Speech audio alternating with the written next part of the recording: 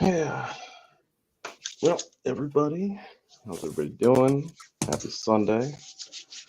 Hope everybody's doing all right. Um, as per usual, of course, we ran into some, or at least I did anyway. Luckily, ran into some awesome issues. There we go, with my system not wanting to use the right outputs. Who knows why? But luckily, we had an AI bot come in and solve everything. Yes, at the last minute, we were Yeah. able to get it all to work just fine. It Let's was see if the I can hear reboot this. bot, the reboot GPT Right? that we've had for years. God, Yeah, just run the reboot GPT. It'll totally work. that'll do it. There's What's the there's one for protocol? everything. There we go. Just let me know if I guess just let me know if this is too loud in the background, or if it's like nice and gentle. Oh, that's nice, Nico. Okay, good deal. I think we're riding an elevator to GPT heaven. Nice. So today I've got my buddy Grant with me. Yo. I met Grant a couple of years ago. Oh my God, and was it that was 2 years? actually I know it feels like we've known each other for at least 10 years. Yeah. So No we have been palling around for quite a while, and met up when Sprocketeer just had got underway. And if you know about Sprocketeer, then you definitely know that we are definitely Grant is the originator, is the master behind the scenes. Disaster. Master disaster. I like to think that I think it was between sort of the 4 or 5 of us, between yourself, myself, Shadab, Stuart Balcom, and Dan Moyle. Yeah, just kind of dominated that thing for at least for a good man, all the way up until inbound. And that push-up challenge. And then you got Kyle did some pull-ups. Yep, got Kyle to do some pull-ups too. It was great. It was awesome. That was a pinnacle right there. I know. I didn't Shout out think, to Kyle switching it up on all of us. I know. I was so happy to see him get in on that, and to see him have a good time with it too, and be able to get people a little bit out of their shells leading up to it. So yeah, the promos we did. Oh my God. Just the sheer number. What do we produce? A handful a day? Yeah. For a while? Yeah. It was at least 3 to 4 3 to 4 a day, because we were challenging each other in terms of and what's funny is I actually used part of that when it came to interviewing with New Breed. We were challenging each other in terms of hey, are you gonna be at inbound? Let's see there. And so we were doing it from every possible angle you could think of, and it just kept getting funnier and funnier, because we kept wearing different T-shirts. Shots. All the T-shirts. So it started to make it look like it was a different day that we were doing it or something. And of course we were at each other's places, mind you, right? So Grant's up in Indiana. At the time I was in Florida.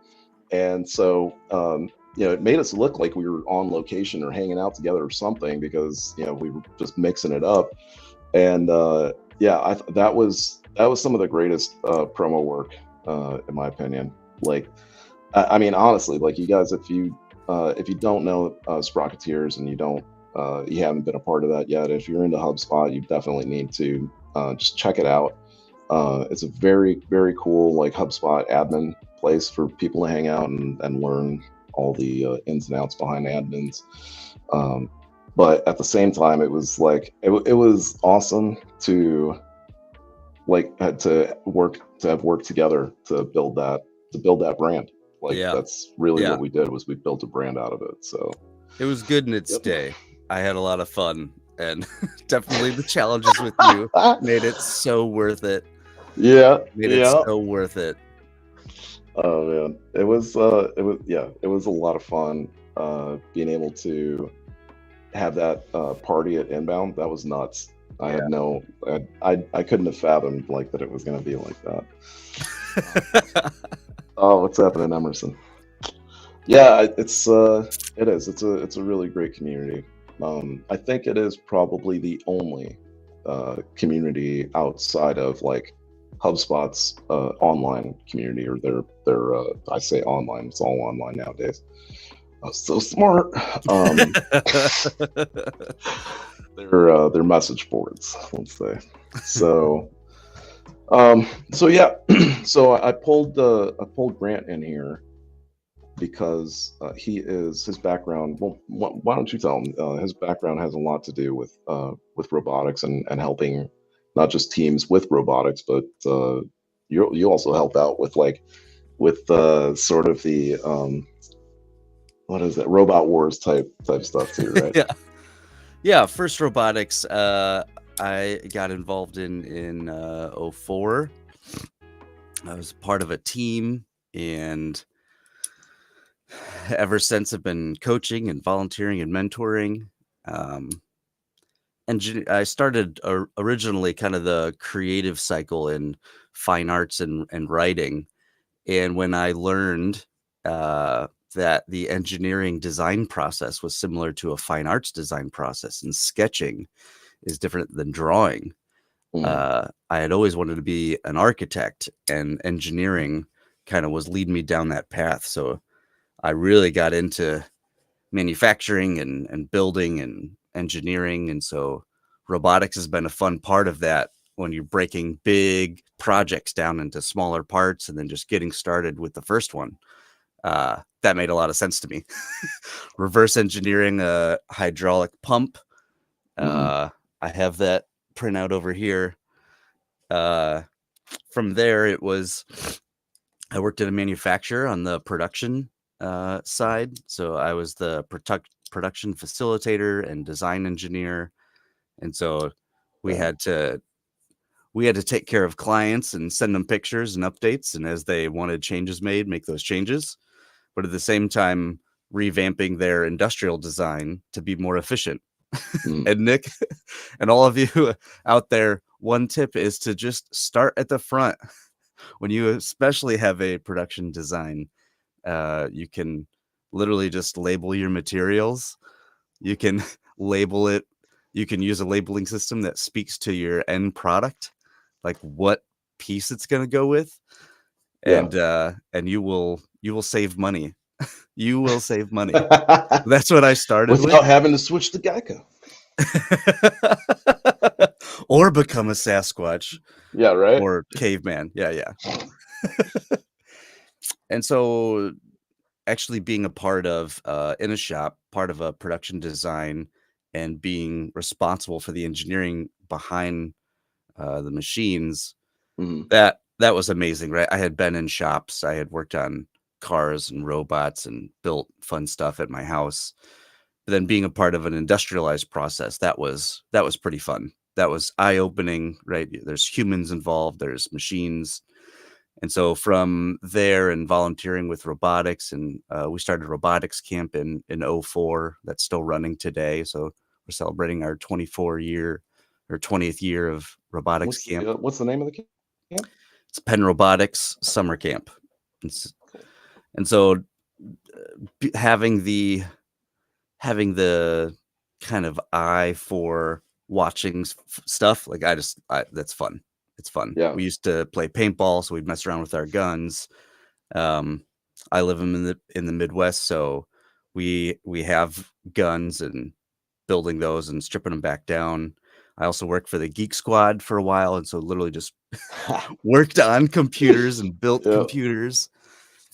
So CES this year comes really back around to a lot of the stuff, honestly. Nico, you may not have known, but during my master's, I was doing a robot class, and I got to do like the human side of robotics, which is a lot of fun. Love to talk more about that.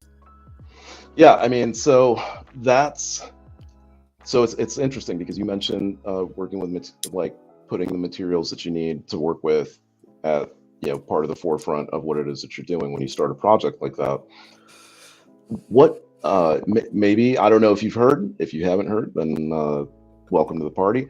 Hey. But, so Google came out with a machine that basically pumped out a ton of new materials, like literally just new forms of plastics, metals, like I shouldn't say literally spit them out, but literally came up with them out of millions and millions of possible. I think it was like 2.5 million possibles, and then it was like 400,000 really, really likely, and then it was like 750 you could make these tomorrow, right? Stuff we've never made before, mind you. So what was it? Some synthetic makeup? I don't know what I don't know what it's like. I don't know what they've come up with yet. All of a sudden, I will say, there's a new what is it? I don't want to say it was a semiconductor, but there is something significant. Oh, a new form of lithium-ion battery.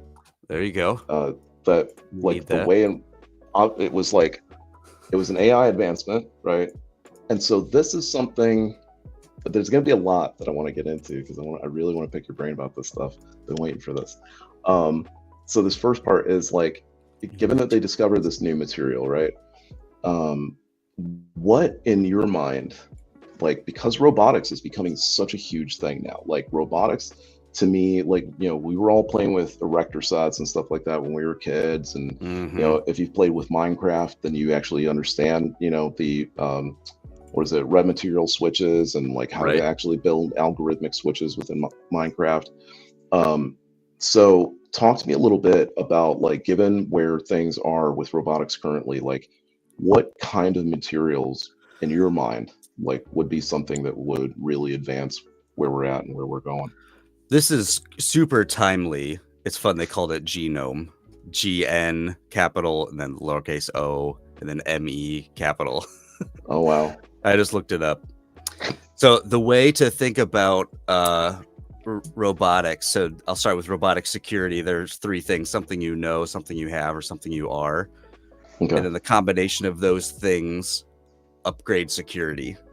So I'm going to start with that at the front, because as we get more to anthropomorphizing machines, those come into play, and all of us have now something that reads our finger, or we have more codes, or we have longer passphrases. Yeah. But at CES this year, this will come up, there were multiple door locks, so rings, right? The next version of the ring, but it's getting now into security. So there were two things where you walked up to it and looked at your face and it opened. And then on the other side, when you're inside, when you want to go lock it, you go to lock it, but you don't ever actually touch it. And then it locks or unlocks for you. So you don't have to do this motion with your wrist every day. So what you end up getting, and so as far as security goes, we'll put that on a shelf. When we're talking about robots, and we're talking about machines and human computers or human machine interaction, over time, what we as humans, as we develop machines, is we more humanize them. Yep. That comes in two forms. It comes in the Honda robot that looks like a human, right? So literally anthropomorphizing just the look. Yeah. And it also comes in the second form, which is just help us do shit. Help us just be more human. You do the robot thing, robot. Right. Let me be the human part of it.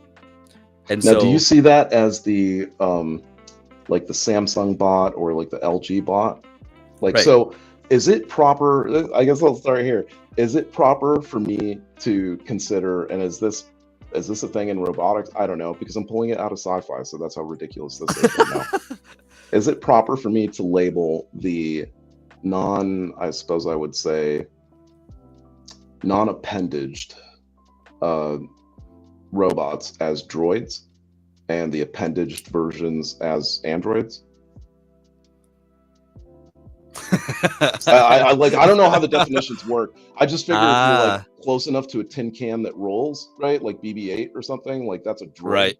Because it doesn't really like can't make you pancakes or something. That's the way I define them, right? If it can make you pancakes or it can't make you pancakes. There is a distinction that I think from the sci-fi, I think that's a full conversation, right? That is personalized. Fair enough. For sure, right? It's like, which one do you care about? And then do they love you or not? And do they shoot you or not? And do you call them different things? Because doesn't that immediately create segregation, which gives headway to like, it wouldn't be racism because they're not necessary, or would they? Would they? But it would legit, right? Like, yeah, that would be then the ultimate outcome from that start. Okay, I don't want to get too far away. We'll probably come back around to that. Heard. Materials related to robotics. On that front, the way I think about and call them are really distinguishing their function, since they are a machine. Okay. Asmo, the Honda robot, right? That was to prove that we could do that look, and it opened up then people to go down that road. I think that was a promo tool, and it worked really well. Yeah. But I mean, Paro is a seal robot, and it is literally to be sat with and cuddled. And as you age, Paro helps you age and have a companion. Right. So like, do we care in that context about droid or android? That has a whole different meaning behind what we call it. Yeah. So I think less of right or wrong, more of, does it meet the context we're building for? Okay.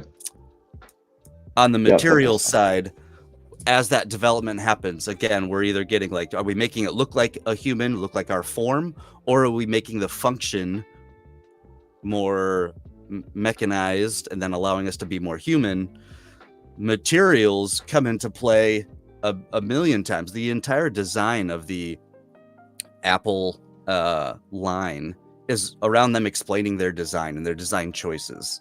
Mm-hmm. And so as we become more human, the form and the function will start to come together, which is why you see things being smaller and coming closer to us. So, for example, there used to be a big machine in a room over there. Now there's a smaller machine in the room we're in. Now there's a smaller machine that we put on our person. Now there's a smaller machine that we put into our glasses. There's a smaller machine that we put into our pocket. Right. So things will get smaller and closer to us. And so when you play that out, then it'll be smaller and it'll literally just be part of us. Not only in our skin, in our blood, it'll be our legs, it'll be our bones. Yeah. I was disappointed that Jeremy Renner didn't opt for like a full-on replacement, right? He's so happy, he's skipping around, and my wife's like, "Oh, see, he's got his leg just like normal," and I'm like, that guy, he effed up. Like, he could have had the most awesome like replacement leg, and like, what's awesome, at least not to derail, but what's awesome about that to me is that like, you can now, you can base model, you can get like. Because we have the sensory, right? So like, you can get the version of it that has the extrasensory perceptors where you control it with your mind, right? So it's just like you had an arm anyway. We do now. Right. So like, if you did it now, you'd be able to use it forever, because we're already at that minimal point of being able to connect your brain to whatever it is, right? Yeah, right. There's already the stuff there. Yeah. If we can that's what tap into that. Yeah, right. So when it breaks off, do we fix it and we put another thing? And do we now care that it broke off versus my arm is literally fine? I want an upgrade. Does your insurance company make the choice? Now it's like, who pays for it, really? Right. There's a tipping scale, Nico, that once it tips, there's going to be a tipping point of replacing an appendage, replacing parts of us to here's a whole body you can be. And we've seen movies that are like that, right? Yeah. It's like, we've done enough body parts where we figured out how to do the whole thing. It's like, you could just be a whole other body. You don't have to go to surgery at all. what's crazy to me is that AI is doing this thing, and it's not just that. It seems to me, I don't know. I'm the type of person that I like to look at the entire plane of what's going on technologically. Right. I would hyper focus on something, but to me, it feels like I would miss a lot of other things. So even though I don't know a ton about GPT, I know enough to be able to maneuver very well. Enough to, or to part of my way of saying it's like, we've already done, like, now we're at that sort of precipice with generative AI, right? We're getting into this whole new world where that is becoming the standard, right? So by beginning of next year, everything, right? We've already seen it with CES, right? Like everything next year that is on a shelf that has anything to do with a button press will have AI involved in it somehow, right? Yeah, VCs are talking about how to conceptualize and have a conversation about AI because that's all they're hearing about. Yeah. So after they were calling it hype for a year, but it lasted an entire year, but it was hype, right? So I'm seeing that technological peak. I'm seeing the genetic technological peak. So I'm starting to see what I've dubbed genie babies, that are genetically modified people, right? So, and me and my wife were talking about it, and I was like, that is the future, right? And like and that's why I'm saying this is like, to your point, right? A lot of sci-fi writers have actually written about this stuff already. So like Man of Steel, right? It is a genetically controlled population, right? Gattaca, genetically controlled population. Gattaca does the best job because it actually explains how they made the transition, and it's a completely logical explanation where, why wouldn't you want to keep your kid free of any sort of diseases in the future, or any sort of deformations, or anything like that, right? Agreed. So and back to the duality of whether something's wrong and then you fix it versus everything's okay and working properly and you want an upgrade. That applies to genetics just the same. Yeah. We might not just make a human not sick. We might take the human form and improve on it with different bone types and densities. So the things that are possible just even now, right? I mean, the brain into a robot thing, it's pretty damn close. Let's be honest. It's a lot closer. When people are like, "Oh, it's not even close." It's like, yeah, but we are way closer than we ever thought we would get. So to me, that's close. Like, the fact that we could probably do it in our lifetime is really damn close, right? And the ability to do it versus that's how society operates. Those are different things. We're not saying, oh, that's society, Right. Capable. Have we built a little tank? I want a little fishbowl tank on my head. Can we do that? Yeah. My brain's like juggling around in the water. It stays clean all the time. Tall. So clean. You got to have a little fish in there, though. I'm gonna have some goldfish. Yeah, well, I mean, clean my tank. And like that's I was gonna say, you gotta have something that like it reminds me of Nemo. Like, you gotta have something in there that cleans all the brine and everything off the tank.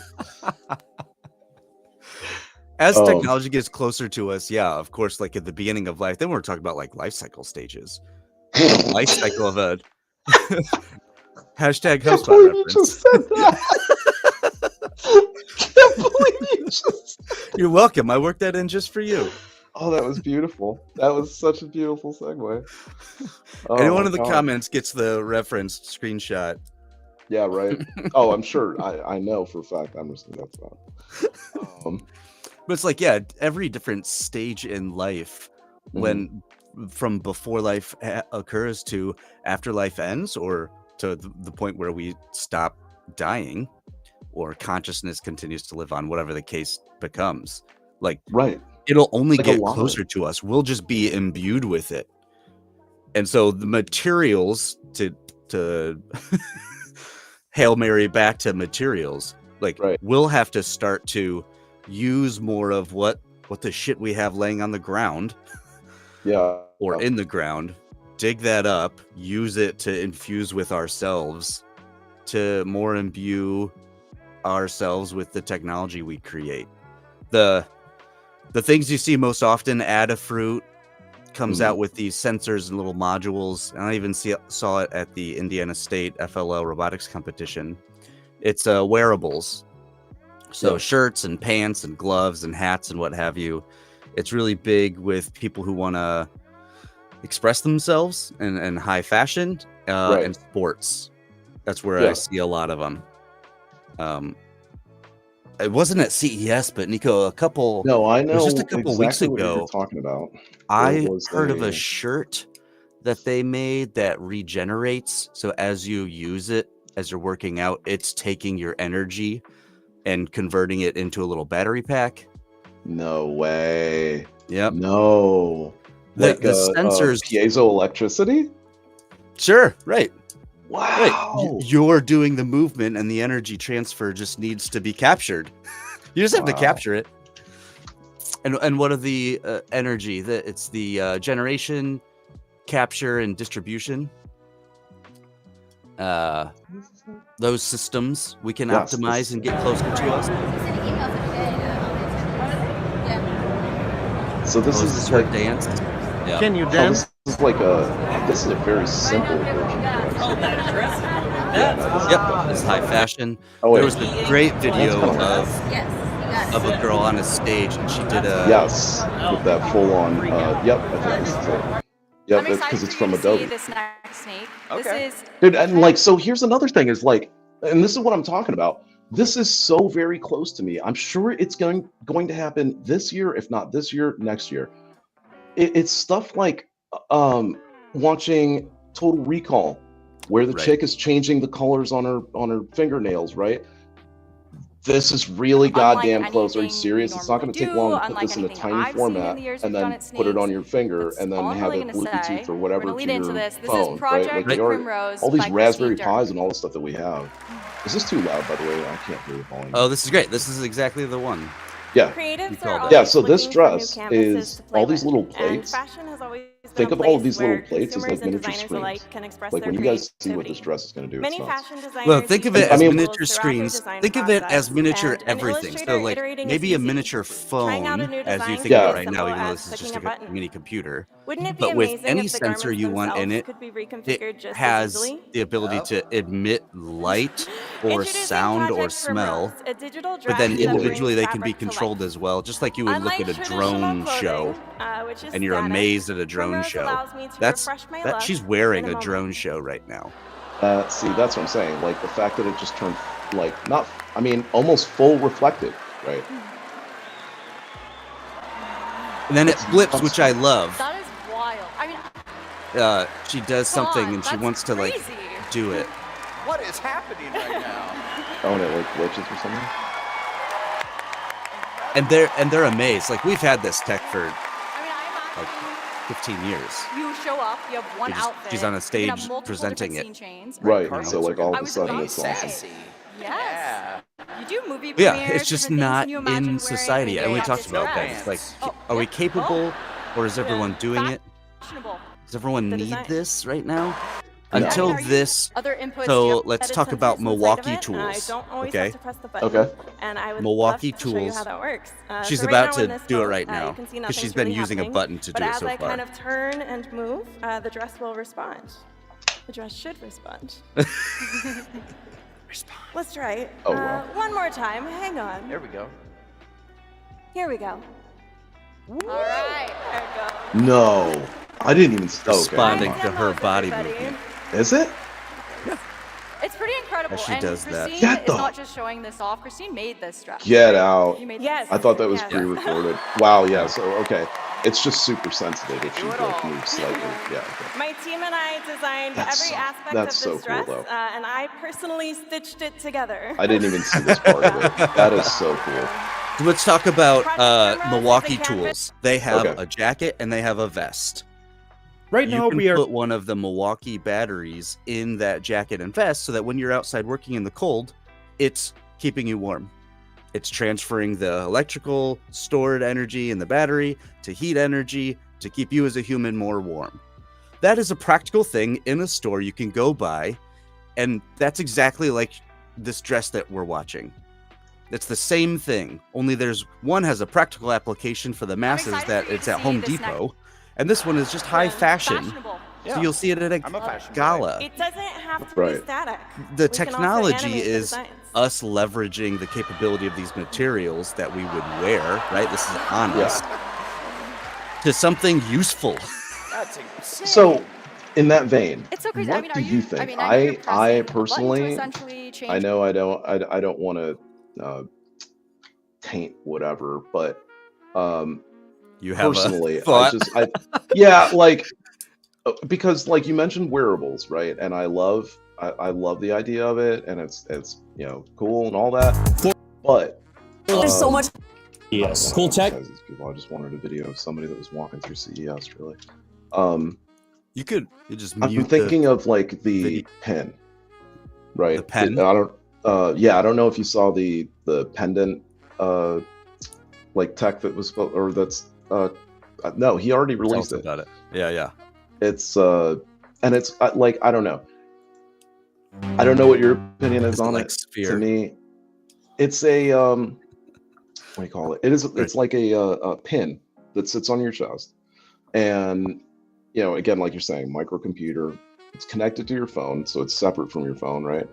But you can do kitschy shit with it.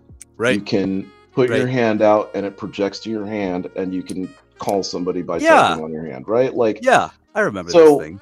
So yeah, like I fully understand what you mean in that regard, because it is like, to me, like, so your opinion on that, is that an advancement in any way? I don't see it as an advancement. I don't even see it as like a convenience. It actually seems like an inconvenient device. You see, agreed. Someone did a thing, and they're trying to find the vein, the fissure of technology of the future. And so taking this, making it smaller, and putting it on you. Again, taking it, making it smaller, and putting it closer to you. We think that is advancement, and as we have been advancing, that has been what's happened. So when you look back, that has been what's happened. So that someone's trying to continue that progress line. That's a TV that goes on your boat and opens up giant. Right. I can tell you those things on boats, they have to be so bright. So this thing's beautiful, but I know when we were on $200,000. Like, I mean, if you are buying this for your boat, then your boat costs $2-3 million at least. Actually, $5 million at least. If you're buying $200,000 TVs, like it was a joke, because you're like, well, yeah, I need one for my boat. Yeah. I mean, those are the yachts we're talking about. Well, I don't want to get into that stuff, but like this is that an advancement? But it's a thing, and I think part of it exists. I have to. So I'm being a little like, for someone maybe, right, for a niche. Is it for the masses? I haven't seen it yet. I haven't seen someone wearing it yet. It took me a long time to see someone with the Uniboard. Until I went to a bigger city, So is it an advancement? They maybe made it smaller and showed what's possible, and so in that vein, they've are reality forward of what's possible. What do you think about these? Right. So the fridges, this used to have a very smaller version, right, where it was like an iPad-sized thing on the. Mind you, I have, as cool as the technology is. Folks, I just want to tell you, Samsung never made appliances. They're not in the appliance business. They are in the screen not even processor. They are in the screen and microelectronics business. That's it. That's all they've ever done, right? The fact that they are getting into appliances, you can go if you want to, if you don't trust me. You go to any appliance store and you ask the people that work there, what do they think of Samsungs? And they will tell you not to buy them. Yeah, I don't like Samsungs. Right, because I mean, every single one I've seen has like freezer issues, has refrigerator, like something coolant issue or something. But getting past that, because I believe, because honestly, go buy a Whirlpool product. They've been doing it a long time. Go buy a Whirlpool product. Maytag, baby, Maytag. Just the fact that they've literally worked on things at different temperatures in rooms at different temperatures. Right. Thanks, Whirlpool. It is amazing. Like Honda didn't originally make engines. They didn't originally make lawnmowers. Right. But all these companies getting into. What do you think of this tech? Like, okay, so the refrigerator. I have a personal story on this one. The refrigerator is a classic design problem statement. So like a problem statement of what to do with the refrigerator. There's the user experience journey of a refrigerator and eating and food. There's the interaction with the refrigerator, and then there's the interaction with the contents within it. So these recipes, like this is where I was, the recipe thing is always a big one, that tell me what you want to eat, or have it tell you what you can eat based on what's inside. Right. So what do I have? Give me a recipe for that. The next step could be there's a robot in the kitchen that builds it. I don't need to know what it is. Serve me food. I think that aspect, like what you just said, I was talking about it last week, and that is so close that I will be very, very honestly, I would be very upset if there isn't a home robot chef by the end of this year. By the end of this year, I agree. Yeah, it'll really piss me off because all the pieces that are necessary exist now. If you take the tech from this TV that can understand ingredients and make a list of a menu for you. Yep. Okay. Yep. We have the robotic arms that have the full 28 degrees of actuation on them.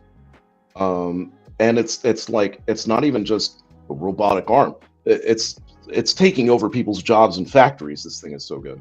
Yeah. So what, Nico, I'll give you what's the point? You know what I mean? Like, yeah, my take all you on needed it was is arms and a brain. You shouldn't, the stove isn't a stove anymore, or the refrigerator is a refrigerator. I would venture to say leave the refrigerator alone, but redo the stove so that the hot swappable components like the Cuisinart you need, the mixer, all the pots and pans, it is now a platform on which those companies can make so that the robot can use them. Right now, they're optimized so humans can use them. Yes, yeah, they're attachments for the robots. But you need a platform so that your magic bullet can be used by the robot. So make a platform where it can be attached on. So that's my take. The stove. Have you ever seen the like the concept ones that they've done?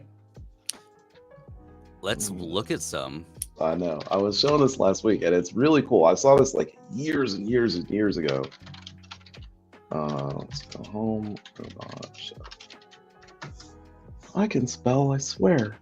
Yeah, I mean almost any one of these, but right. So like we have and the all of this bartenders right now. and the This is legit. Look at this. This is happening now. This is not. Yeah. So wow. Okay. Wow. Good. These are so. See, this now is I just need the house. Like all I want is this, right? No. So this is what Grant is kind of talking about, right? Like the chef has its own kitchen, so to speak. Yeah. And you can sort of purchase. I mean, yeah. It would talk be about like anthropomorphized, right? Right. It would. What if? That's a good point. What It if- would literally what be if in the your bulkhead chef- of your house, so the arms can come down and do all that stuff. Yeah. Yeah.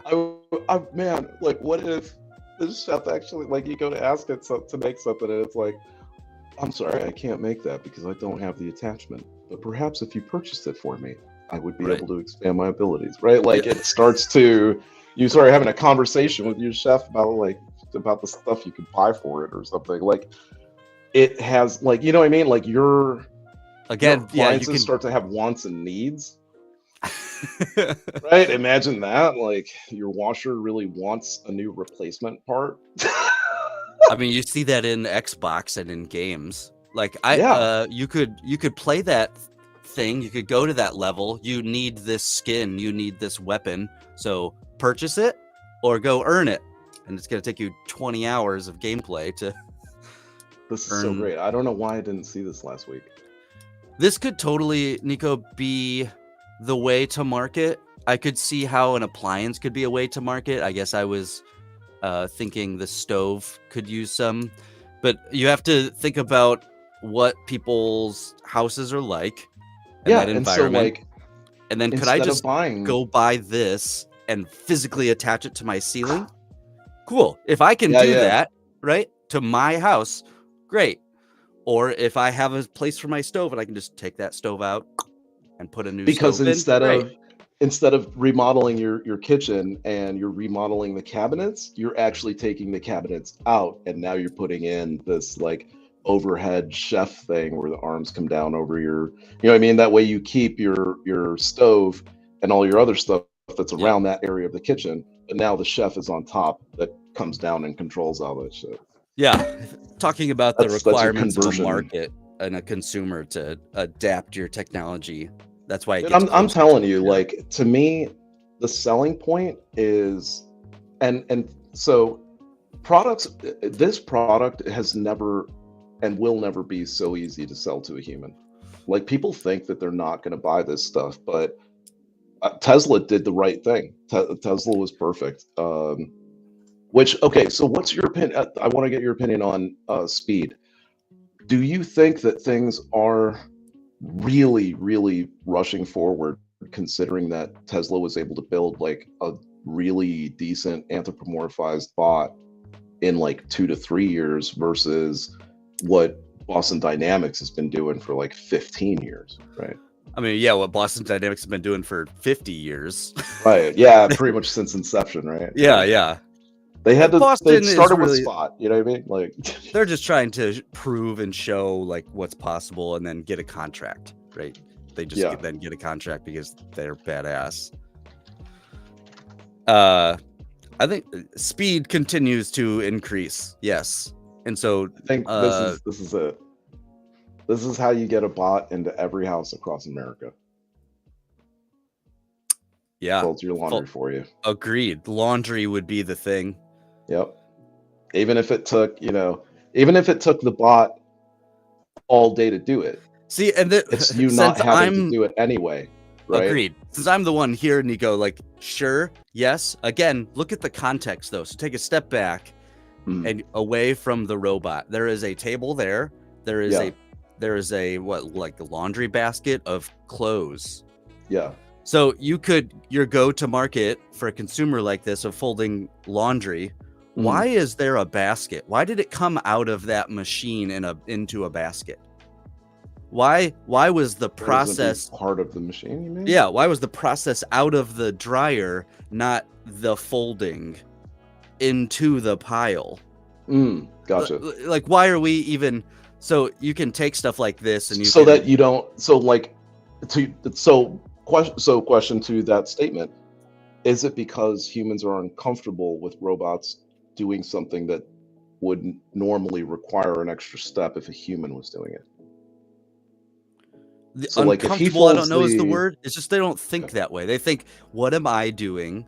Okay, can a robot do that? It's like, well, a robot would never do that. It wouldn't take that extra step. We only have that because we're human. Yeah. Right. Yeah.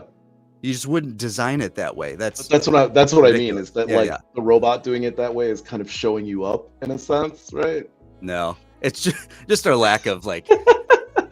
We're just trying to get shit done and live our life. It's been my experience. And so once you actually analyze, do some ethnography on people's experiences, these sorts of inefficiencies are super highlighted. Of course, if you want them to have a dance party with you. Dance party, baby. Dance party, Bob. They'll tear up your New Year's party, Nico. I'm not sure like why they made them like so. So like I see this as a droid, right? Agreed. When I talked about like what's the definition to me, but the thing that I liked about Bali was it also has, so it one-upped an Echo or a Google Home, and it has a projector on it. Right. Not a screen. It has a projector, so wherever you are. But it doesn't do stairs, so you're fucked if you try to go up or down. That was my issue too, was like, I really like this. I love LG's version. LG's bot, like, I'm getting closer and closer to wanting to buy it every day. I just don't have enough. If I had more like smart stuff around my house, I would definitely get it. Yeah. I don't even know what it's called. It's a companion that you can talk to. I mean, our son is constantly talking to Alexa for requirements, time, weather. Yeah, this one's cute.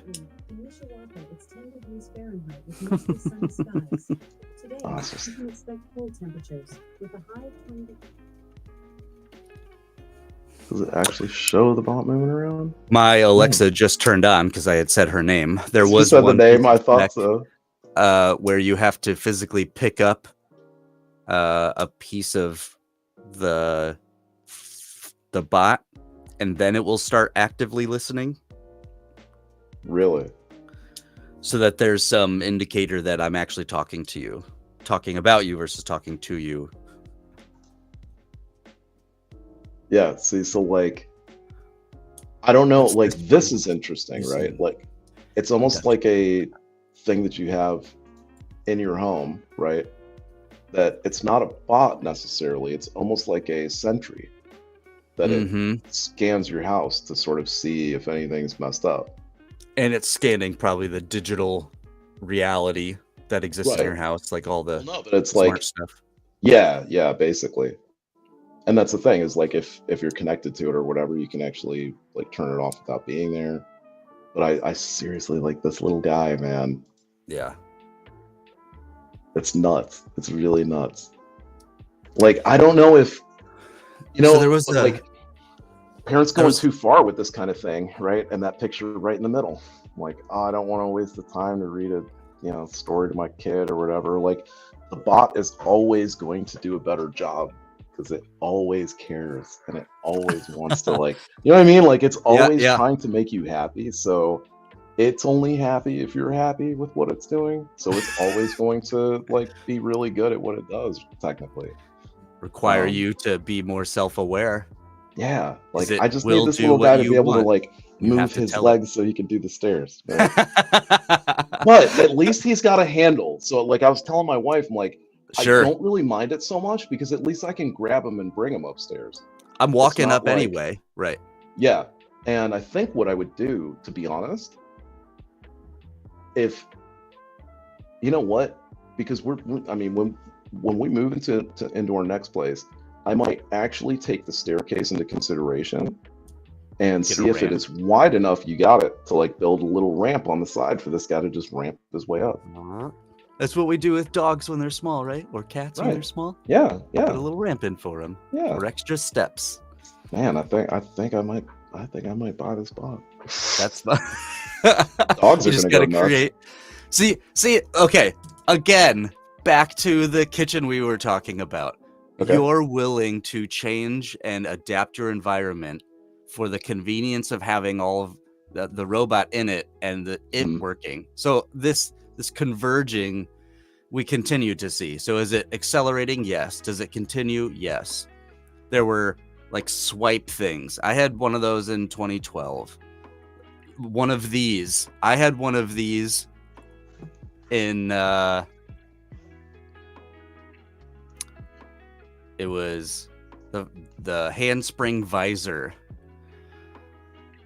So that was that was 98. I had one of these, but there wasn't a cell system or Wi-Fi network for it to connect to. So they were fun, but really, my sister and I played games on it. Yep. What else? There was on this picture that's up, there was a hotel that ran a Wizard of Oz design experiment. And so they created a stand-up assistant. So there was just a screen on it, but it could move around, right? But they Wizard of Oz'd it. So they were behind it and it had a couple prompts. But beyond those couple prompts, they were literally typing or speaking through it. And that's a way to, go to market quickly and get some feedback. People preferred that assistant over a person. And so the two things that they were testing were showing you to your room. And then when it was delivering food or delivering like something you called for that you needed like extra towels, did you have a good experience? And did you like me, whatever the robot's name was? And people far and away said yes. Like it was fun. Right. So people far and away said yes, that they enjoyed it. the only way you could get it to go away from your room, whether or not you were just shown to your room or brought something, is you had to do a little dance with it at the end. Oh, that was the requirement. That is hilarious. Because yeah, of course that's gonna make you want to like. It breaks the ice, right? Yeah. All of a sudden, you can't help it, especially because it's probably like a little cute thing, right? You can legit just shut the door. Oh it would have gone away, right? They would have. AI. But it said, "All right, for me to show me that you enjoyed your experience, do a little dance." Oh my gosh. It was so much fun to watch, and the experiment. I mean, I've seen a couple of those in Germany, right, or Japan, where you have to do a squat and you get a free meal. Or you can do push-ups and you get a free bus ride. Yeah. Yeah. I think it's fun. It's fun. The Nico, the personal story about the refrigerator I wanted to tell you was I did a design project for a cutting board, and I did this with a couple. They were in my group together. And we made a physical, we were trying to bring it closer. And so our concept was a cutting board where you could see the recipe as you made it. So you wouldn't have to have like your cutting board and then a screen over there. So we built a wooden box and a clear top, and it was glass. I think I used Lexan actually. And then we put an iPad underneath of it. And so you could see through it. And we just had literally voice activated. I think it was via like an Xbox Connect or something. Oh, wow. Voice activated steps, and it would read them to you and you could do it. And so as we were doing the design, it was fun to build, blah, blah, blah. It worked and operated as a step-by-step process. And so the concept makes a lot of sense. The execution is where we fell on our face. What ends up happening is as you cut stuff on the cutting board, it takes up the cutting board. So you can't see through the iPad to actually see through the food on the cutting board. Yeah. I was wondering about that when you said it. I'm like, okay, but like if you're if you're cutting like chicken or you're filleting chicken breast, like all of a sudden you've covered the screen with the fillet. Now it's there. Our saving grace was the audio, and that helped, but the steps we had physically displayed. And so, yeah, it read them, but you kind of can't see like your next step or your ingredients at all. So that kind of sucked. So we were like, you always say, what would you do? The next step would be to make it bigger, and you'd have it like a dedicated area, which kind of defeats the purpose of the same thing, but built in. Yeah. But I mean, it's definitely a thing where I honestly could have seen it work, because it could be a thing where like, here's your next step is to like fillet the chicken breast and then put it off to the side so that you can blah, blah, blah. Yeah. We talked about having little circles and like, once you have it done, put it over here. Now the system knows that's, and so because you couldn't like, the thing I thought would be amazing about it is just that, like just chopping in and of itself, right? Like being able to, let's say you're doing baking or something like that. Well, now it's not going to work because they have it built in. But it could tell you the recipe. It could tell you how well you're doing. It could train you. Well, now, yeah, exactly. Like if you wanted to like chop something or whatever, it could do like a model underneath with like lines or something like that, so that you could follow along and do it right. Yeah. Agreed. I dig it. So the idea of a design of the kitchen, the refrigerator, it's a classic design problem of human computer interaction. We had a lot of fun building that one. I really liked it. I'm waiting to see. I mean, this seems clear like screen. The coolest technology. Yeah. It's just how long have we been waiting for this, right? Yeah. The great part is, then the black piece comes up if you actually want to watch TV, so that you get higher res. Zeopod, I don't even know. This one, it's just sound. Yeah, and it's all around you. Deprivation. Yeah, or something. That looks like a immersive Zeopod.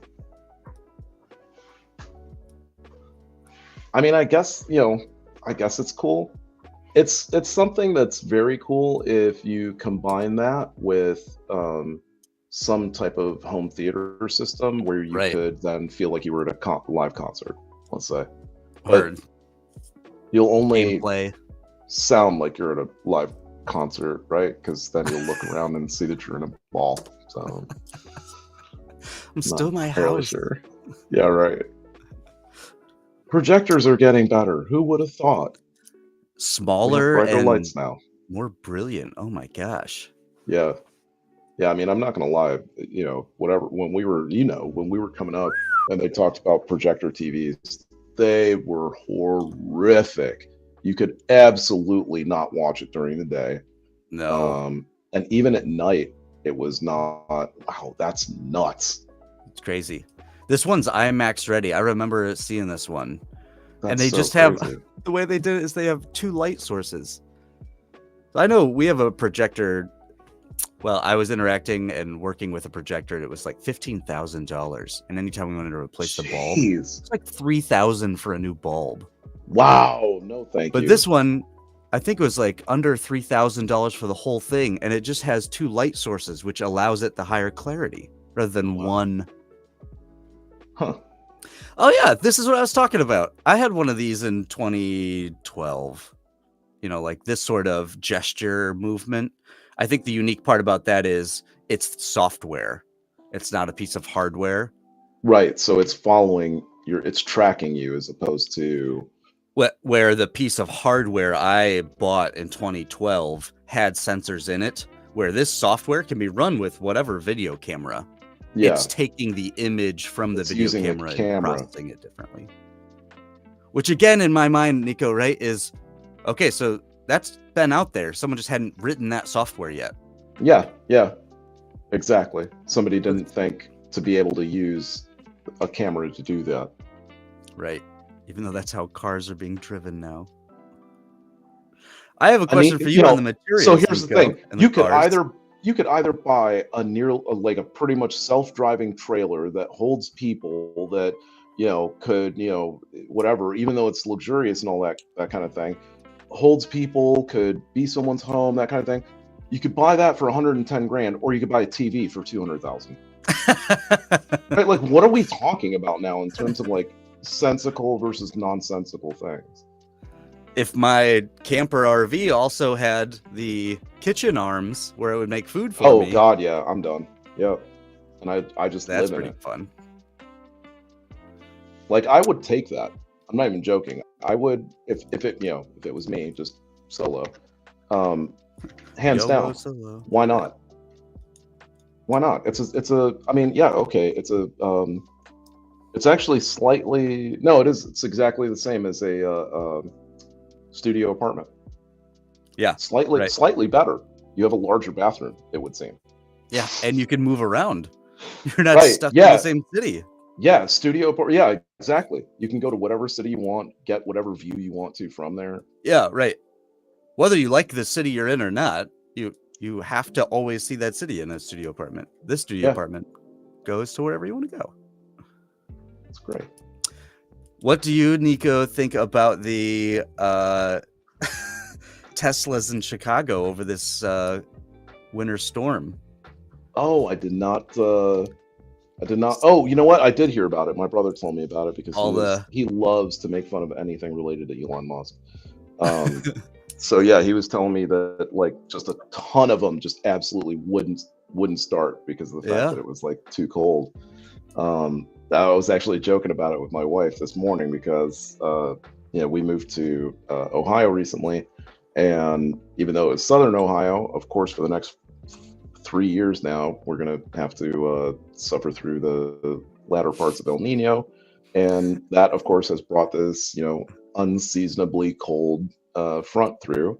So the entire northern U.S. has been suffering through a lot of colder than normal temperatures, and that has caused I was like, it's a really fortunate thing that this car is newer. And she's like, why? I'm like, because I'm really sure that in Florida they don't put a battery in there with enough cold cranking amps to make sure that you could you were in a cold situation, and she's like, oh, I've noticed, because there's been like 2 or 3 mornings where the car is just like, yeah, okay, I'll turn it. What do you like? So yeah, so that. Yeah, the materials. So, like, that would be great. How do you get a? So that's my question. Is like, is that a question of is that a matter of insulation? Is it a matter of materials it's made out of? Is it like how? Right. It's all on how the would table. you prevent that? I would start designing. You know, I'd go through a design process. Diesel truck, you can physically plug it into an extension cord and keep it warm, keep it keep it from to have the ability to start in the cold. Yeah. I imagine that's the and then I gotta think that, you know, okay, it's like not everybody can, so I get it. It's an unfortunate thing. But I seriously doubt that it affected too many people in the suburbs because you just park in your garage. So it's not too big a deal. As long as you can get back to your garage, yeah. Part of the issue was people were out and about, and they wanted to get into a supercharging station, but the supercharging stations had they hadn't been cleaned out yet. Teslas that were dead, or the charging stations were jacked up, and so they were taking like 10 hours to charge a car rather than 15 minutes. Wow. And so the issue was just with the infrastructure in such a place, right? If you put that in Alaska, that would be your first thought because you know that that's part of it. In Chicago and here in the Midwest, especially across Lake Michigan, that it comes and goes, and that happens. That's just part of our climate. Yeah. And so dealing with that for the first time at scale, where literally there are supercharging stations built into parking lots now. Right. All right. This is the first time they're dealing with such an issue. Yeah. So what material? Are they going to insulate it? Are they going to be able to plug them in more frequently? Well, and to your like, I had no idea, but it's like, well, what do you do for the stations? Like the cars are almost not really that. I mean, like the cars are a problem, sure, but like the station's a much larger problem if you can't I would figure out how to fix that almost first, but that's a good point. Part seems you've seen easier. them too, right? You've seen them, and so like the fence, the shitty just fence they just put around this stuff.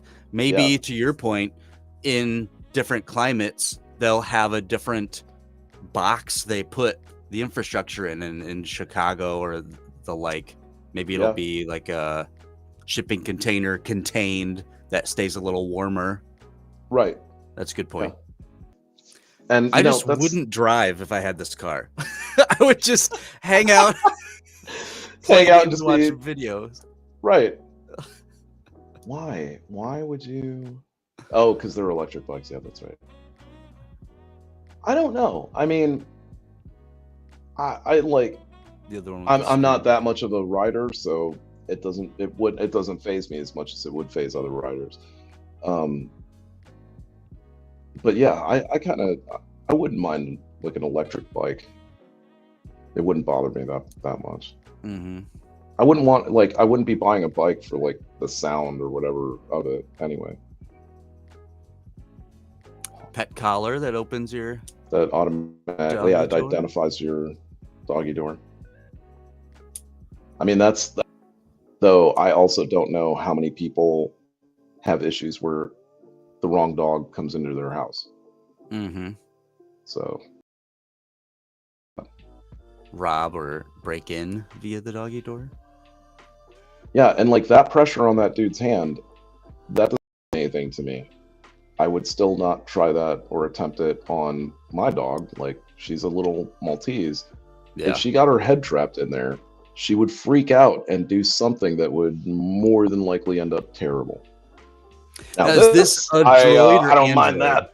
See, that's what I'm saying. Like, I think this is a droid because it doesn't have appendages, and it's a task-made bot, right? So it's like if it were a butler, it could move, it could go up the stairs like the Tesla bot, right? If it was like that, I would call that an android because it's like much closer to a person, and it serves more than a singular purpose. Right? Sure, right.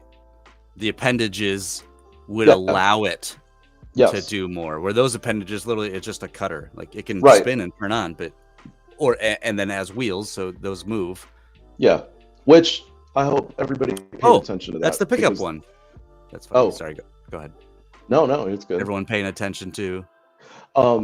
Just that bit that we were just talking about there, because that is also not entirely, but that is also the way to think about the difference between AI and AGI. So like where we are with AI right now is kind of like that lawnmower. It's really good at doing the things that we program it to do, but it is not good at thinking for itself to be able to do other things that we didn't intend for it to do. That's kind of the point of AGI, is kind of want it to be able to, we would still create a ballpark of can't go outside here, but instead of only having it stand on first base, it would be able to go around the entire park and the stands and all that kind of shit. Now, see, if this thing, like if it were slightly larger and it could go upstairs, that's what we're talking about, right? That's when I buy it. I already told my wife, I'm like, do you realize how much, like, and then, so many different things. I like, could so many imagine a flat. I mean, like that's almost a home chef, but do you go with that versus the install? Because this doesn't require an install, right? You just buy the spot and you put it in your kitchen somewhere. Or do you do this, where it's an appendage install? And it uses the things around your house. For me. See, like that's what's cool to me, is that you automatically have competition within the market, because you've got like 4 different things for the home chef already. You've got, could buy a full setup pre-made when you purchase a home. You could buy post setup when you're remodeling a home. You could buy appendage on deck. You could buy whole bot, half body on deck. Like already there's like at least 4 different ways. I don't know if I do that. Like that to me is really ridiculous. Seriously ridiculous. One of the most interesting pieces for me has always been, and I'll relate this to the kitchen, what you see in washers and dryers. I think it's so funny that we have a washer and a dryer, and then we have a shelf next to it or a cabinet above it that we put supplies on, and we as humans take supplies out and physically put it in there. It just needs a hopper. You just have to fill the hopper and it'll take what it needs when it needs it. Same thing with food. Once we start to have robots in the kitchen making food for us, I don't want to be opening and closing the refrigerator. I want to put the food in the hopper it goes into, and it'll use the food as it needs it. Yeah. I can see that. Well, and so that's the other thing is like, I think that's why I would opt for the Android version, is so that I'm not even having to take my groceries out of my car. I just go and get them, or I have them delivered and the bot goes out and picks it up, puts it in, does everything, right? I don't even have to I don't have to do anything, because the bot is keeping a mindful watch over my kitchen and my supplies in my kitchen. So it's automatically ordering stuff for me whenever I'm out of stuff, right? Think about, guys. Now, so here's another. This is the big question I wanted to ask you. Okay, all that time is gone from your life now. We're talking about hours back in your week. We are talking minimum 10 hours back in your week. Right. Minimum, right? All the studies that have been done, they're saying minimum 10 hours back in everybody's week. What are you doing with them? Right. Are you working more? Are you spending time with your family? Now, that's just like writing a letter. Like we all say that we wish we had more time to do other things. So now we're 5 years, not even, like, honestly, most of us are like 3 years away from this. In 5 years, this is in your house. In 5 years, we're at iRobot. You definitely have, most people will have either a brand new, or they'll actually have a refurbished version of like some type of home robot, because it will get, it starts with celebrities. They get one. It's the exact same thing. Have you seen that bit about lemons into lemonade? Yes. Yeah, I actually don't know what that show is. I kind of want to watch it just based on this one clip. But there's two guys in a room, and one of them starts out by saying, "When you have lemons," and the other guy says, "Make lemonade." And the first guy says, "No, you don't make lemonade. See, the first thing you do is you drive up the price of lemons. In order to do that, you start buying as much lemon as you can. Buy as many lemon farms, you start buying lemon stock, you start owning the commodity. Then you turn around and you start an ad campaign. Lemons are the new thing. You got to have lemons as part of your healing. Lemons as part of your tea. It's better to have lemon than anything else. It's the best supplement that you can get your hands on. Celebrities are using lemons. All of a sudden, we start making lemon teardrop diamonds, and all of a sudden, that's the best thing to have from now on is lemon diamonds. And now it becomes like the coolest word, and you get Billie Eilish. Man, that concert was so lemon. And he just goes on this whole thing where it's like just out and out and out and bigger, turning it into this like lemon empire. And he's like, after you've sold every last lemon, or he was like, you can even patent the genes or the seeds so that they're lemon seeds or something like that. And then all of a sudden you go after and sue the farmers who have whose like crops have turned into, found your genetic code on them and stuff like that. And it's like, then you patent the design for a lemon that looks like that looks like a tit. And you patent the tit lemon. It's like only after you've sold all of that stuff off, only then do you make lemonade, right? So it was like so it was just work. Well, and it was just this thing of like you should exploit the hell out of like the simplest thing, right? So that you could take. I think the point, at least I would hope, that the point of it was you could take anything and turn it into a sought after, like, wish I had that commodity, right? Yeah. So I see this being no different. I see them getting celebrities to have these in their houses, right? And then of course you're going to see it on MTV or right, some sort of Echo or a Google Home right now.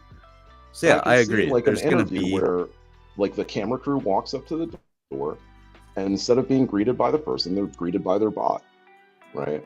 And all of a sudden it just goes like wildfire. You're going to see, bots carrying shit for actors and actresses at like the Emmys or something. And, then all of a sudden you'll see like your boss has one, and, all of a like higher up people have one. So all of a sudden it kind of starts trickling down to, everybody in at the normal level wanting one as well. The grocery stores, when you can do like the pickup now, whomever is taking the pickup, what the human right now that is taking the pickup order and then loading it into a car, that's going to be a robot soon. Oh yeah. We have all the data there. We just have to build a physical thing. And and what's funny is that people say, I find this to be more common of Midwesterners than anyone else. And correct me if I'm wrong. I do hear a lot of people say like the grumblings of, taking away people's jobs. But I also look at the stats, and the stats for anyone that's interacted with these things on a near one-on-one level where there's, voice interaction and whatnot, they have all come away from it, like you said earlier, feeling better and wanting to have that interaction more than having it with a human. Right. Some of the initial studies they did on the Dr. GPT, basically, is what they called it initially, I think. They had it do bedside manner. And it actually came from a test that they did with Bill Gates earlier. And part of the test that Gates did with it is they asked it what it would tell a father who's just lost their kid. And what it came up with when they read it back, they were like, we couldn't possibly have come up with a better answer. And it's like actually very emotional and very thought-provoking and really well done. And so it kind of went from that to them running this experiment wholesale. And it was like 75% of people that interacted with it said they would rather interact with the GPT doctor than their own physician. that it was more understanding, more empathetic, like more like everything, right? So the trust factor has to, I mean, it goes sort of goes through the roof. Because you like to me, you know, it's going to get based on the data and the fact that there's going to be some tests run. It's going to have all the data that a human would have. Then it will always be able to do the diagnosis more properly. Right. It won't lie to you. It's not going to BS you. It will always try to tell you things in like the best way possible, right? It'll try to appeal to you in the best way possible. Yeah.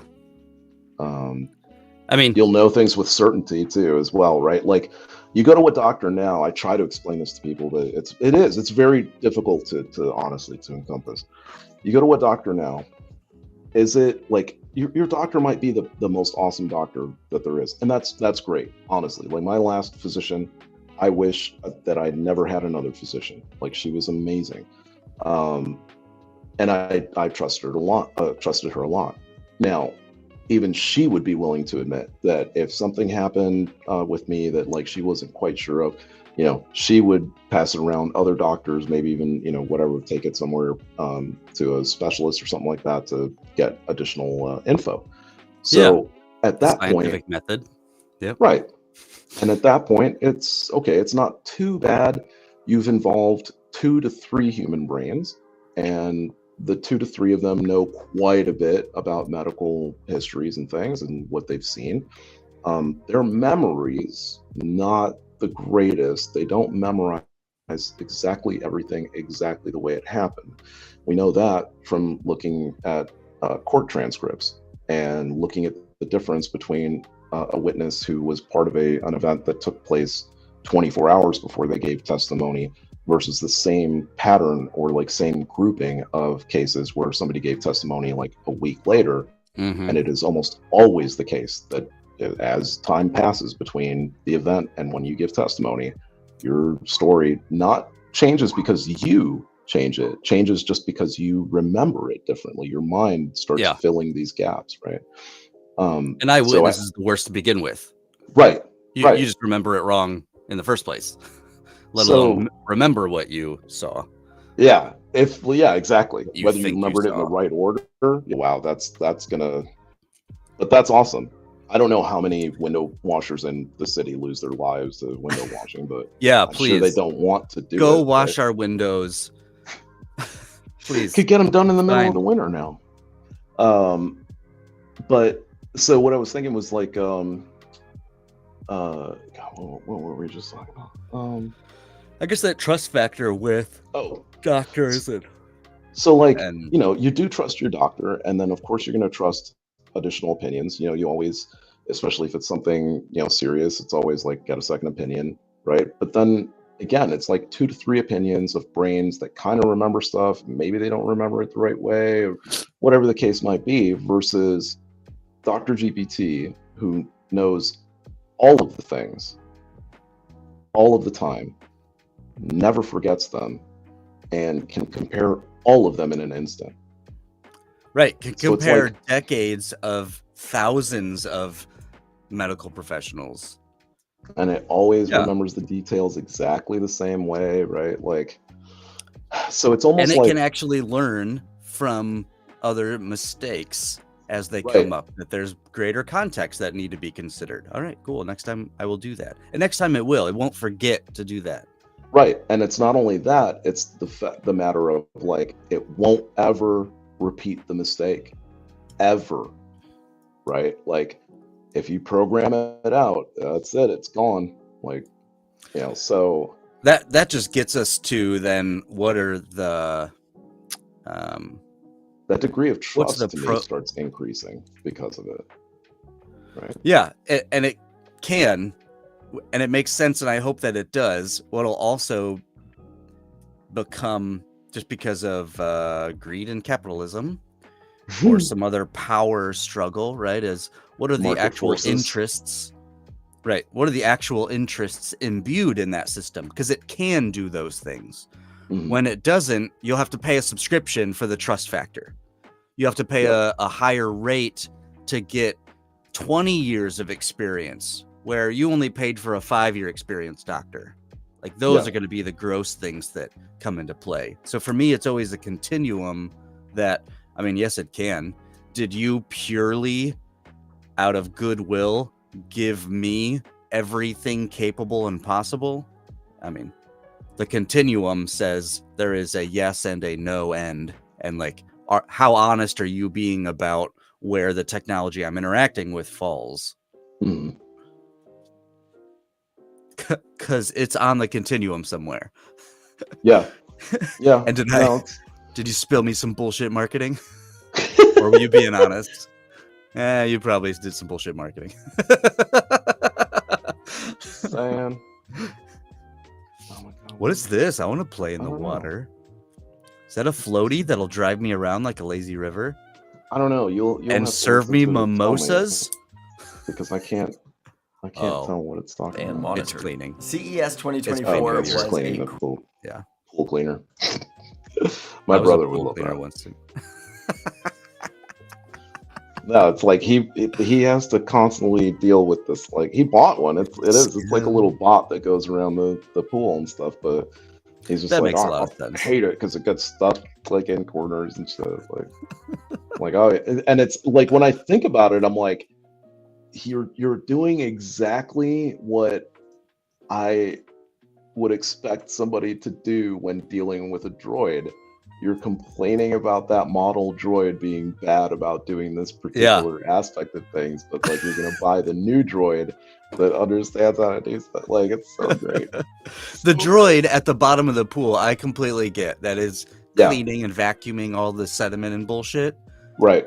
I do not get, and I do not accept or understand that pools and hot tubs, again, just like the washer and dryer, you buy a bottle of something and you put it over there.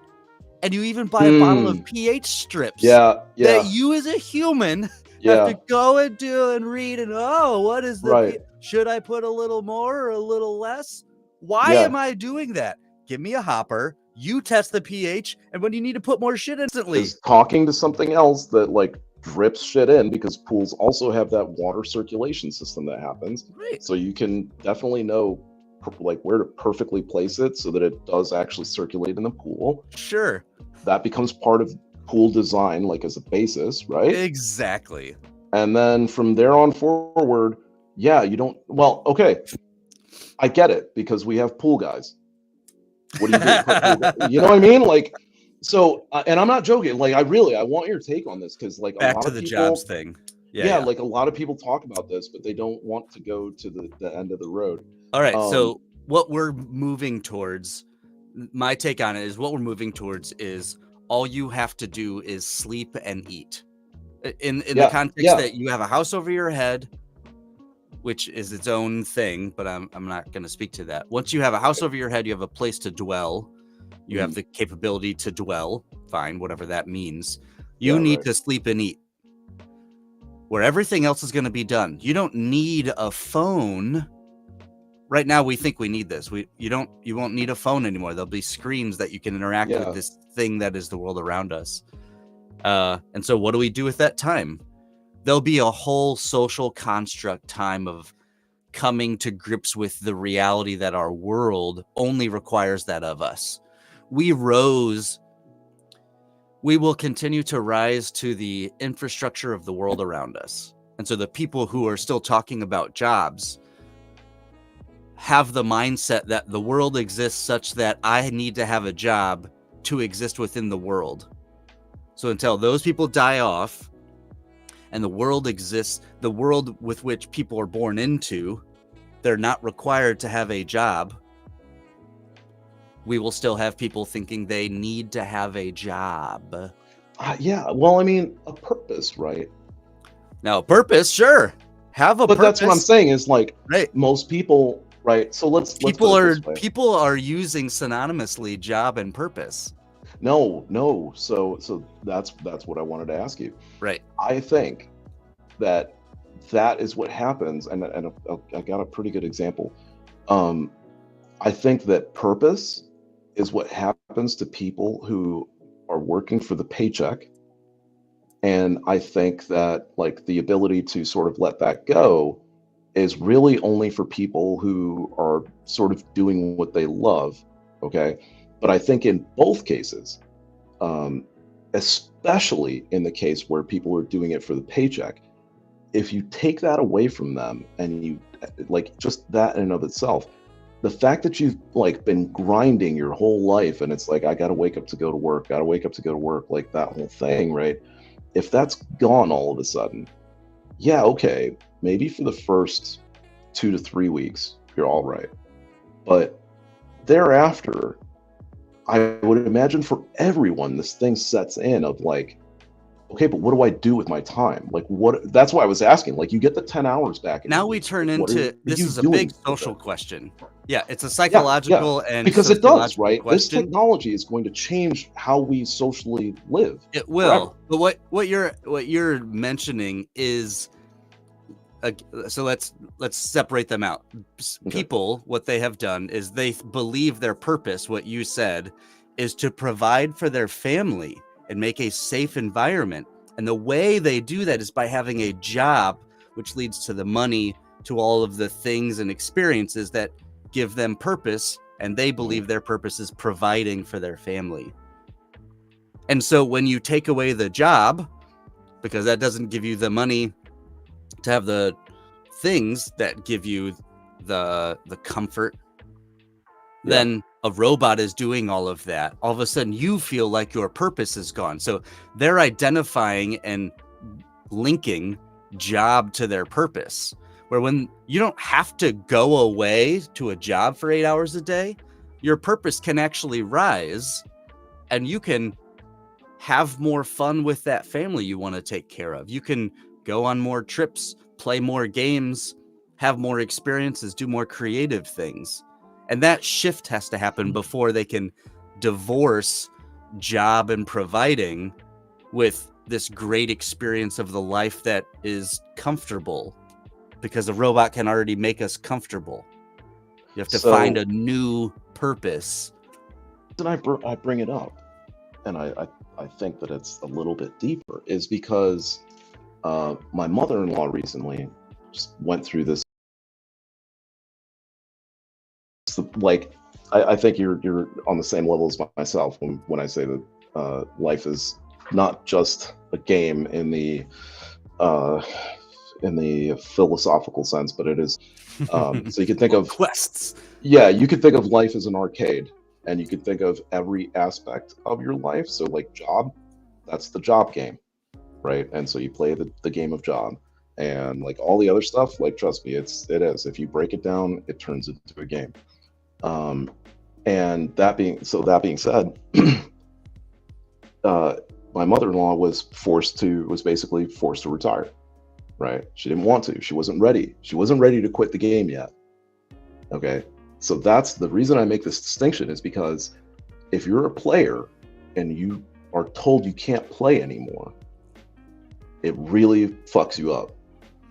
You're left wondering, like, agreed, why can't I play? Right? Especially if you're not told why. Like if you're just. But let me push back on that. What she didn't do was say, I want to keep doing my job and I don't want to get paid for it. Okay, she didn't say that, right? No, but it really kind of fucked with her afterwards. Like she really had a hard time to coping. Do the work. No. She had a hard time coping because she was looking for another, like quite literally turned around and started looking for jobs, right? And was getting turned down and wasn't able to find anything, and she was getting like really upset because and my wife kind of couldn't, like, she kind of understood it, but I was like, look, thing is, she's been working every day of her life. That's really like her thing. She loves, she's a workaholic or whatever. And so now that somebody forcefully took that away, like psychologically, it's really difficult to say like, shit, okay, I guess I have to like walk away from the game. I just can't play that game anymore, right? Now she to just your point, wasn't thinking about it holistically, right? Well, she was not thinking that way yet. Only after did she think that. Yes, yeah, because like you don't know what you have until it's gone, right? Had she been where you're at now in the retrospective, then she could have told herself to ask, can I continue to work, but you guys not pay me? I'll retire, but then I'll come back and I'll just do the work. Can I show up and do the work? Because if that's really what she cares about, then that's what she would have done. But she had been tying money to that, but robots are going to take care of that piece. Oddly enough, I've come across a person that did exactly what you're talking about. That they were a retiree, and they used to work at a pharmacy, and the pharmacy I was at that I happened to be picking up from, I was like, hey, you know, are you able to help? And she was like, no, I put the stuff away. I don't actually do anything here. And I'm like, really? And she wasn't, like, I noticed she wasn't like dressed like any other pharmacy people. And she's like, yeah, she's like, I just miss working. So I come here and I help out. And since she used to work at a pharmacy, it's like, right. Well, that's what I'm saying is like, I think that's what you're saying. So, that's why that's my answer is that's what you're saying is we have whatever society has paired purpose and job together. Or we only have a job because we have these things we need to do. And if we build a robot to do them, now we can just focus on our purpose and we can stop making them the same. But here's the thing. It's like, if robots are doing the labor, and I mean, we already have robots building robots, right? So if robots are doing the labor and they're doing the industrial stuff, they're doing the farming, they're doing all of our housework, right? It's a complete, like, that's the only thing that these guys never write about. They never write the detail that matters. They didn't write the detail of how do we switch from paper currency to full digital? How did we make that swap? Right. They didn't write the detail of in iRobot. Fine, there are robots everywhere doing everybody's stuff. That's the messy part. What is everybody else? What's Spooner's mom doing at home that whole time? Is she just sitting at home watching her shows or something, like knitting or whatever? You know what I mean? Like, so, and again, like, that's the messy part, right? Again, it's a continuum of it can get real dirty because we don't have to do anything, or get real clean because we don't have to do anything. You gonna be an asshole? Well, yeah, you don't have to do anything because you can sit around being an asshole all day, or you can sit around literally trying to help or just spend time with people you love and share love. Right. Do we Star Trek it? Right. Yeah. Do we start actually working together as a people because everything else is kind of getting done, right?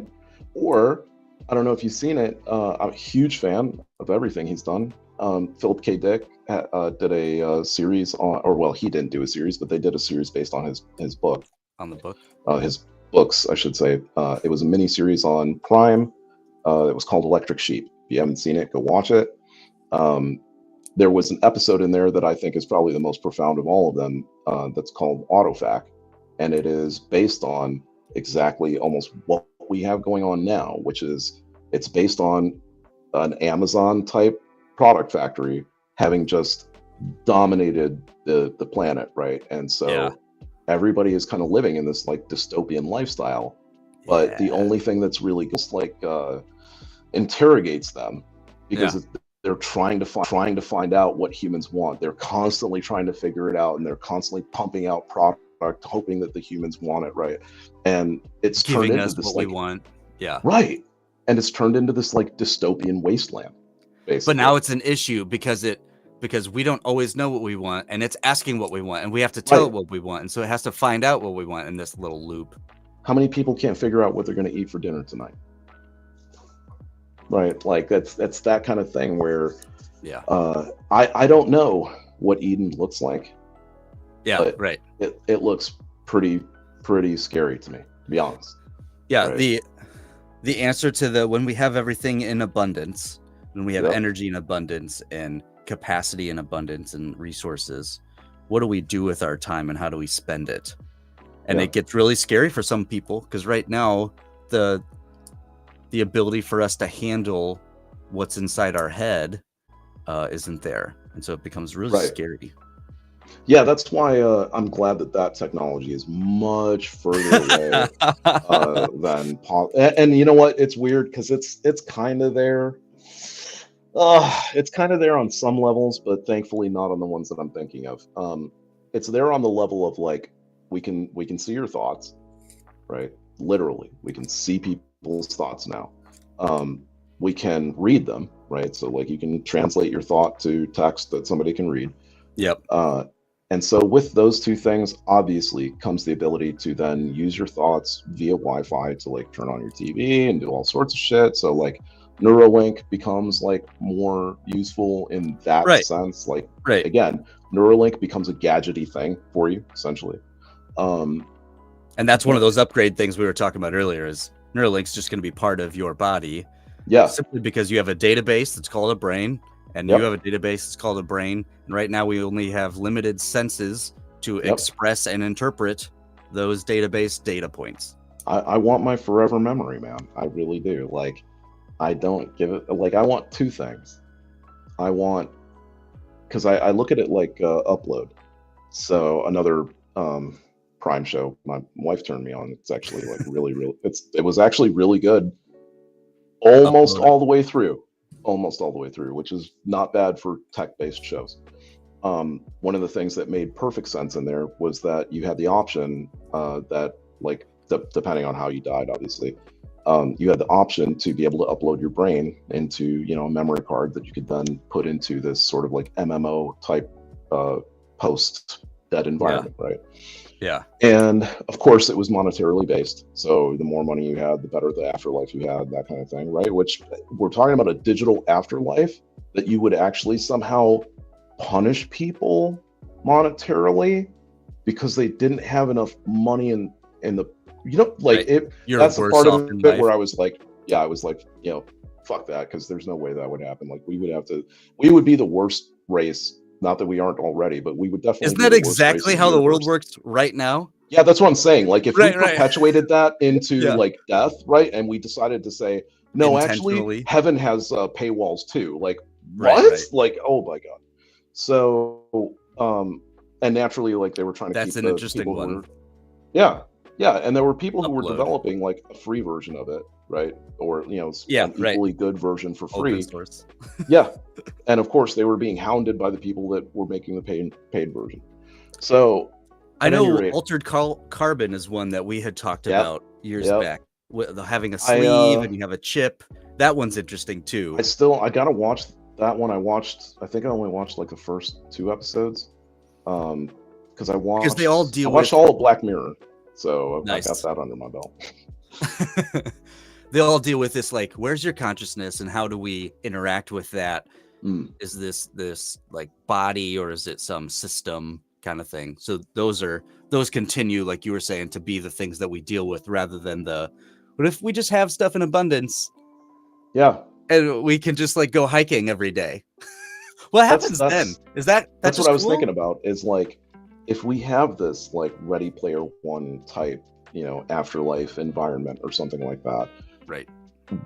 What is it like when you have, like, you can have anything you want, you can ask for anything you want, there's no longer any limitation, right? Like, again, like, yeah, I see it being very, very, very cool for, you know, for 2 to 3 weeks, or maybe even a couple months or something like that. Like for some of us, it might actually last a year, because some of us have not done a shit ton of stuff that other people have. So there's a lot for us. You know, I've never been bungee jumping. I've never been skydiving. Like there's plenty of things that I could do in a digital sense that would take up time. Yeah. Like I kind of think of it like, I think of having Neuralink, the upgrade, being very much like, that movie with Bradley Cooper, Limitless. I see having Neuralink to be like Limitless, where you can learn a language and never forget it. You can learn how to play the piano and never forget it. You like in the Matrix. Learn how to do whatever. Well, okay, hold on. Very much. You can never forget it. I think that's the after effect. I'm curious, what do you want? Do you want to have to learn it, or do you just want to upload it and you now know? Yes. So like, that's what I was telling my wife, was that, because I'm like, once you connect to the internet, you're forever smart. And she's like, what do you mean? And I'm like, you're forever smart. You always know the answer to everything. And she's like, yeah, but that doesn't like mean you can do anything. I'm like, of course you can, because you know, you have the step-by-step always. You never not know how to do something. Like, and you remember everything because all your memory gets uploaded to the cloud. So what do you think is going to happen, right? Nico, when not only it's evolution, man, know everything and remember everything, everyone collective knows everything, right? Collective. So do we all of a sudden get more empathetic, or do we get more power hungry, or neither, or is it a continuum? Where do we go with that? It all kind of depends on like who owns the root, right? Because if you're joining a collective that's owned by somebody that has selfish intentions, that's how it's going to end up, right? But if whoever's at the root is perhaps an AGI, I would sign up tomorrow, right? Because I know that it's going to be not necessarily empathetic, I just know that it's going to be a just, and like it's always going to try to do what's best for the group, not what's best for itself, right? Programmed, especially something is killing you. Well, you're living on the digital front, right? Yeah. On a physical front, that is the thing that I fear most. Different, because it's different. Yeah, there are, like, you definitely have to take more into consideration when you do the physical aspect of things. If you've seen the movie Megan, that's I don't think that the future is going to end up like that necessarily, but Megan is a movie where a mom who's a roboticist, engineer, I don't know, robotics engineer. What is the title for that? Okay, I don't want to diss anything, and so she builds a an extremely lifelike android for her daughter to interact with, right? I mean, wasn't meant for her daughter, but she ends up, and I shouldn't say her daughter, it's her niece that she watches because her family dies, right? So the niece is having problems coping with it, and so she introduces the niece to the android, and of course they become immediate friends because the android only ever wants to make the girl happy, only ever wants to do what's best for the girl, to the point where the girl takes the android with her because it kind of looks like a doll, and she's off at some camp, and all of the play toys or whatever are just kind of up on this table, and she goes off and ends up getting picked on by this kid in the woods, and whatever, I think she like screams or something like that, and the bot hears it, wakes up, and goes, right? And of course, because the kid was like harming her, master or whatever, person, right? Her best friend. She just starts like crawling like a spider monkey towards this kid, and just like it is the scariest. So obviously, like, she ends up killing the kid, right? And the little girl like kind of didn't mind because it was just like, well, that's what you get. Right? The bot's got my back. So like she saw it as like an advantage, right? So I mean, like, that kind of stuff to me, and again, like, I don't think that it's going to get like that far that quickly, but that kind of people working with machines in that sense, in like reality, and I don't know, somehow I don't know what it thrust into this. I say that it's not going to be that great is because I think what we will need to do is to design a super intelligent AGI that we can then ask to design a better version of itself, sans any human sans any human written code, and must be absolutely free of bias, let's say, right? And then I think we would have something that is like, okay, we can follow that with 100% accuracy because it was not created by a human, not tainted by a human, and it was programmed to be like super non-biased, programmed by a not human, right? So like there was no mistake in trying to do it, let's say. At that point, I would think that we'd have like 100% trustable, right? Up until then, I don't care what systems we create. I don't care what bots we create. It doesn't matter to me. Like the people unintentionally do it. Like, you don't even mean to, but you just don't understand like the fact that you were raised a certain way, the social setting that you grew up in, whatever it might be. You learned things a little differently. You apply things a little differently, and look, we don't take into account people from on the other side of the world. If you're designing a product here, do you take somebody in Mumbai into account? No. because you're trying to design and sell the product here, right? After you've sold here, then you'll care about the people over there, right? Whereas an AGI is going to develop and for what you're designing for. Yeah. So yeah, I think that's about the only time in which I'm willing to go with the collective is when it's designed by a system. I know, right? That's decently steep, and actually stay on it. Yeah, right. It's not sliding back. Yeah. Whew. With plastic wheels to be able to do that on plastic grass, that's kind of like, that's pretty impressive. This has been fun, man. I just don't know what to make of this. There's some conversation for sure on where we're going and how some people may have some things and some people may not have some things, and what the world looks like as a result.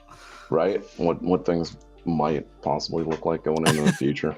How many cat videos are we gonna see and bird videos running into fucking screens that are clear? Oh my gosh. Who knows? He's broken. Yeah, see, okay, you know what? Like this type of thing? Yeah, right. I kind of like that because of the idea that you could have like a home concert type thing, right? Like I've seen actually, yeah, because it's inside the box. I've seen Howie Mandel use something like this because he's got a really big issue with germophobia.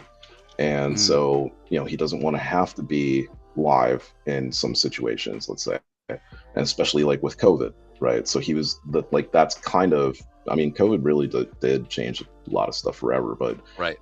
Did not think it would have as many like technological impacts necessarily. And so he was working to develop this thing that's essentially a booth, but it has a holographic image in it that is 360. So it legitimately looks like he's there. Yeah. Even though he's on camera wherever he's at. So, but yeah, no, thank you so much for jumping on. Grant, I seriously appreciate it. Love you as well, brother. And we definitely need to being only like 2.5 hours away, I think now.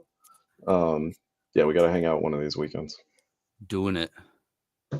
All right, guys. Thank you all for hanging out. Thank you, Grant, for being my guest and for sharing your time and wisdom with us. And I hope everybody has a great rest of their weekend. And we'll see you guys next week.